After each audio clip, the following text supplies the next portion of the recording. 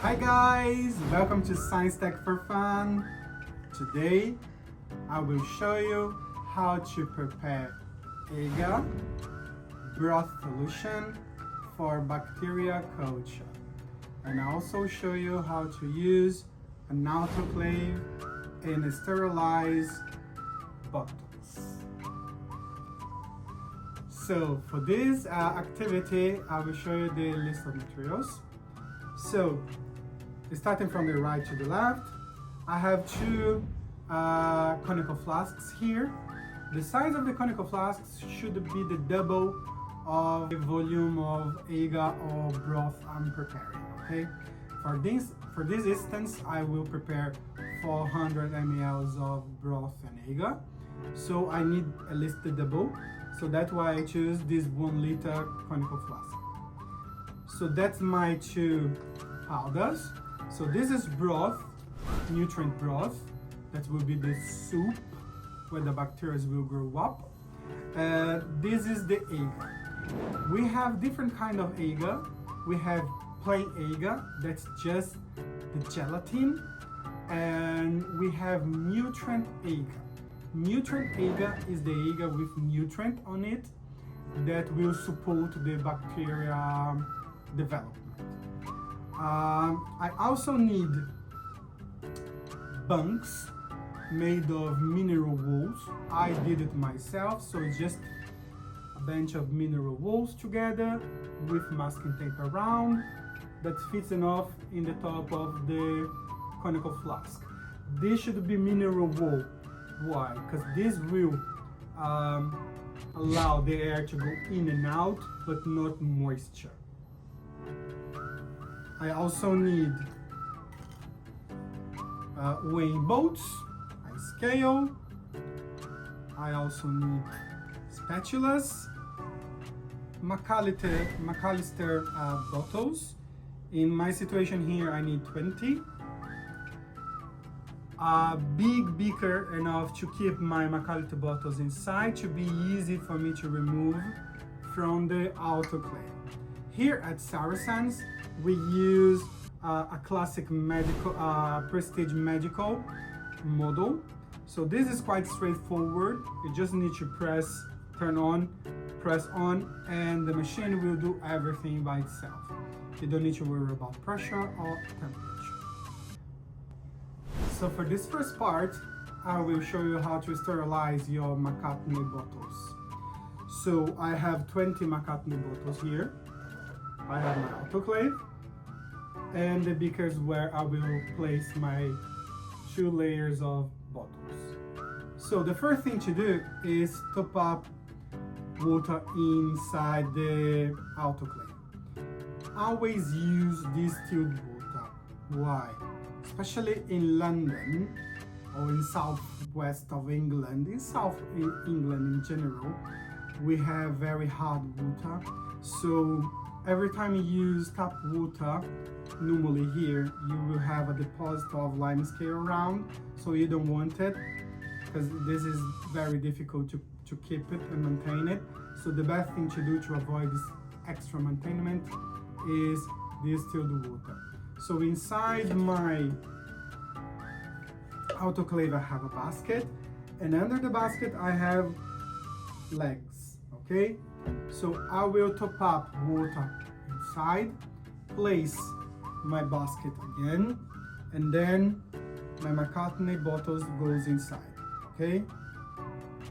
So now we're gonna pour water inside up to where we're saying max level. So as soon as I reach this part, I stop. Now I will take my beaker and I will place my bottles inside. The bottle should be not completely tight, should be slightly open. Why? To allow the air, the hot air goes inside.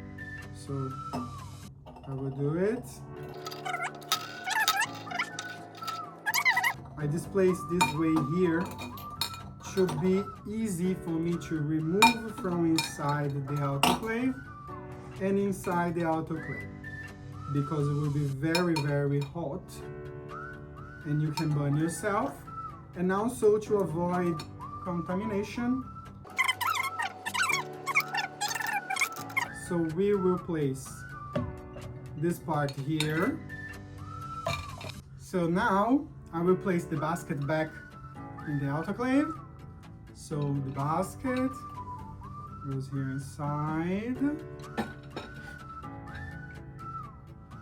Then I will place the lid here. In the lid there is an arrow, and there is an arrow here as well. So I just need to align both arrows together like this and rotate. When I hear the click, this means that's locked, right? When this is done, I turn my machine on here and press start. The light of heating is on, and I just need to wait.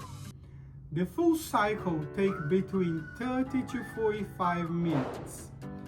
So you can do all the preparation during this time. So thanks to the magic of addition, we will have it ready for you.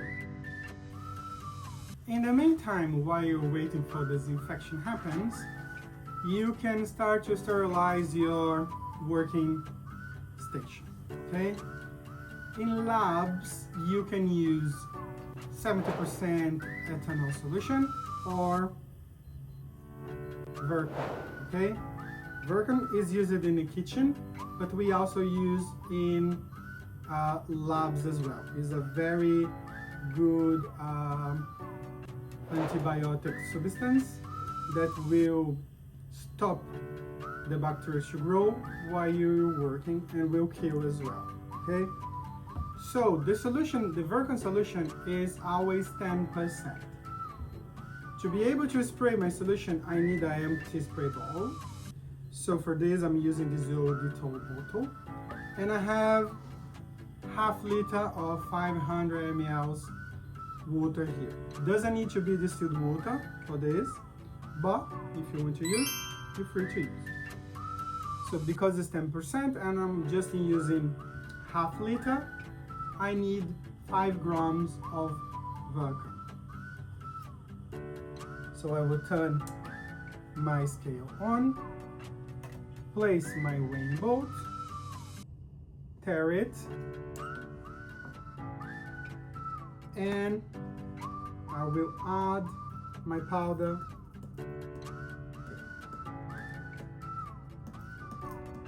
Vercon is very hygroscopic, so if you don't use very often, you will see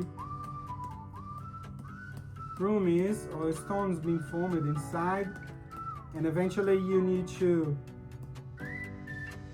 give some heat in the bottle to make it powder again, okay? So I have here my 5 grams. I will place it in my bottle, in my jug, and I will whisk. I will take a spatula to make this beautiful pink solution. The pink solution is very useful so you know if the Vercon is still viable or not, because the color says the Vercon is working, okay? So I will pour my solution here.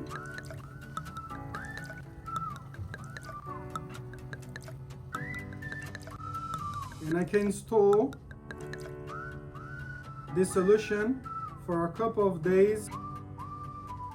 As long as it's still pink, a nice pink color, this is still working. When it's not pink anymore, you need to dispose and make a new batch, okay? So I will take this out because I don't need any more. So I'll place outside the site. And I will spray in the area I want to work.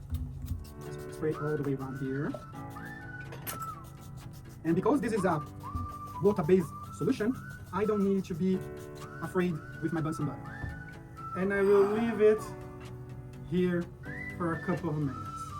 After a couple of minutes, my vacuum has reacted with the bacteria on the surface and it will kill it. Then we can wipe it out, and then I will turn my Bunsen burner. I will place my Bunsen burner in a yellow flame, and I will create a sterile area around the Bunsen burner of about 15 centimeters of diameter. So I can work in this area here around the Bunsen burner, and this area will be completely sterile.